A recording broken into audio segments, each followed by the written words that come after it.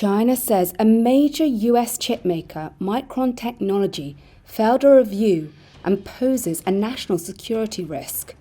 It announced on Sunday that it was banning them from being used in key infrastructure projects. The move appears to be an escalation of tension over technology and trade between Beijing and Washington. It follows a weeks-long review into Micron by China's cyberspace regulator and could affect everything from transport to telecoms to finance.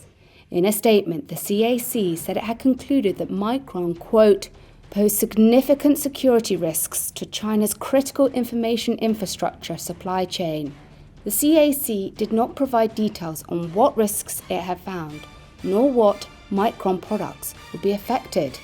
Within hours, the US Commerce Department said the ban had no basis in fact. Micron gets about 10% of its revenue from China, but it's not clear if the company's sales to non-Chinese customers in the country will be affected. In its own statement, Micron said it had received the CAC's notice and it looks forward to continuing to engage in discussions with Chinese authorities. China's announcement came as world leaders were meeting for the G7 summit in Japan. That same day, US President Joe Biden said they had agreed to de-risk and diversify our relationship with China. The US has already imposed a series of export controls on chip-making technology to China and moved to prevent Micron rival Yangtze Memory Technologies from buying certain American components. Sunday's news helped boost stocks of Micron's rivals like South Korea's Samsung, which are seen as benefiting if mainland firms seek memory chips elsewhere.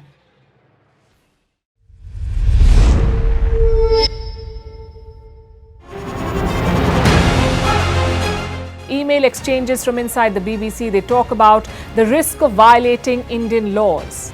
It's easier to rake up the freedom of speech debate, but does it give anyone a free pass to knowingly violate the law? America supports India because it needs India's support in return, and India is working with the US because it suits India's interests. This is how geopolitics works. Last night he diffused a crisis with his defense minister.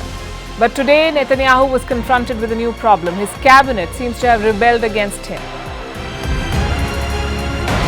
The UK is looking at the Indian subcontinent to fill its coffers. That India seems to be negotiating from a position of power, like a partner and not a former colony.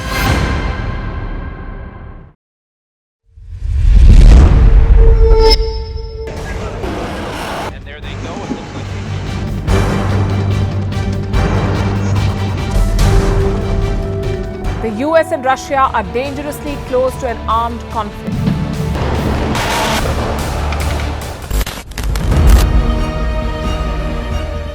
This year, 2023, New Delhi will be the capital of global diplomacy. For a country as diverse as ours, with 88% of the population illiterate, it was a very big deal to write a constitution, and that too, the world's largest. Meanwhile, if we may, here's a Republic Day gift from India for the BBC.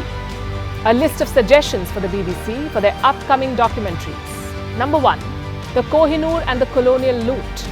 Number 2, an outdated monarchy and unhealthy obsession with the royals. Number 3, racism in 2023. We're waiting.